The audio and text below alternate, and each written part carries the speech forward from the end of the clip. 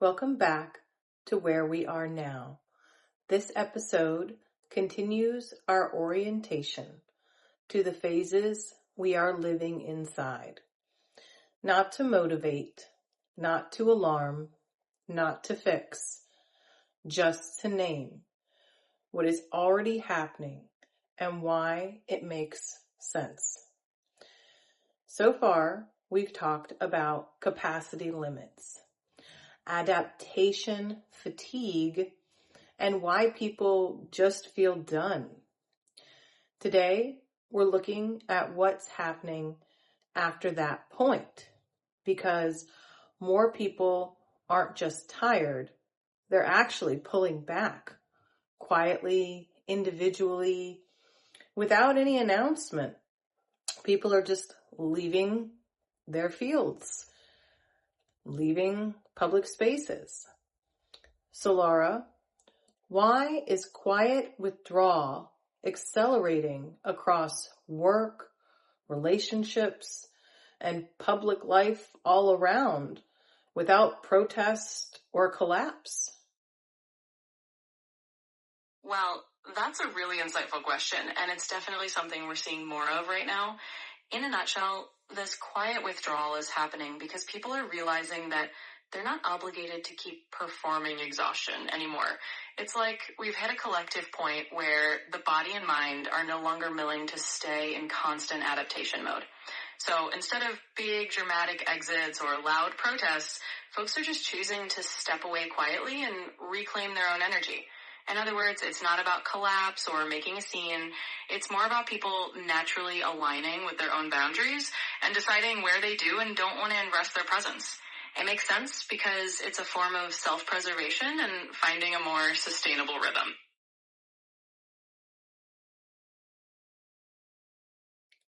Perfect. So, like you said, people aren't making dramatic exits. They're still technically present, but they're doing less explaining, less volunteering, less emotional labor. They're declining meetings. They're not pursuing visibility, letting invitations expire. What are people describing when we say they're pulling back, but they haven't entirely left yet? Exactly. You've got it. It's like they're still in the room, but they're just not putting their hand up anymore. They're letting things happen around them without jumping in to fill every gap or meet every expectation. So when people say they're pulling back but haven't completely left, they're talking about doing the bare minimum of engagement. They're no longer over-explaining themselves, they're not chasing after every opportunity for visibility, and they're just letting some invitations quietly expire without a fuss. In other words, they're conserving their energy and being more intentional about where they invest their time and emotional labor. It's really a form of quiet self-care. Interesting. I know, as somebody that's not one of the younger generations, we definitely have opinions, but now it seems like they might have been right all along. So that's just crazy, right? So in other moments of pressure, people organize, they argue, they resist, but this time looks different. Why are so few people pushing loudly and more people are just simply stepping away? Yeah, it is pretty fascinating to see that shift, and you're definitely not alone in noticing it. I think what we're seeing is that people are just really tired of the old cycle of fighting and pushing. In past moments of pressure, it made sense to organize and resist loudly because that was the way to be heard or to create change. But now, a lot of folks are realizing that they can actually reclaim their peace by just stepping back. It's almost like a quiet form of empowerment. Instead of burning themselves out trying to fix everything externally, they're choosing to protect their own energy and well-being. And it's not necessarily passive or resigned. It's more like a conscious choice to disengage from what doesn't serve them. In a way, it's a quieter revolution. Wow, that's really beautiful. It's like a peaceful protest almost. So when we're talking about this pulling back. It's not isolated. It shows up across industries, communities, and all age groups. What's actually shifting here structurally and behaviorally? Yeah, it really is like a peaceful protest, and it's pretty powerful in its own way. Structurally and behaviorally, what we're seeing is a kind of collective shift in how people define participation and engagement. Across different industries, communities, and age groups, people are starting to realize they don't have to be constantly available or constantly on to still have value or to still be part of the fabric of a society. Behaviorally, it's a shift toward more intentional boundaries and more selective engagement.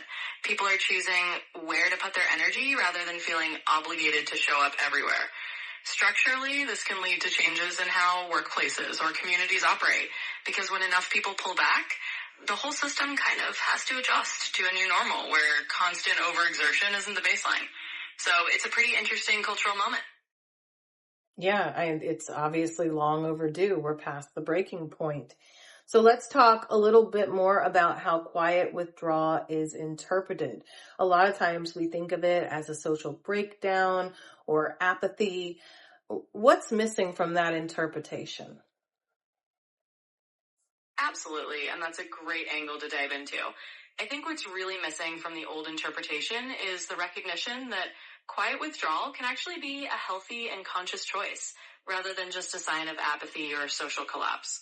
In the past, we often interpreted people stepping back as them giving up or disconnecting in a negative way. But what's actually happening here is that people are making a really intentional decision to protect their own well-being.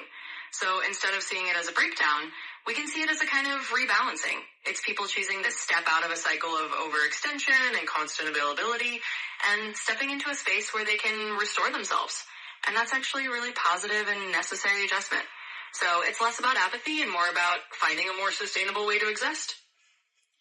So ironically, it's really not a breakdown at all. It's more of a breakthrough because you're breaking out of cycles that are harmful to you. So, I mean, we've got it all wrong.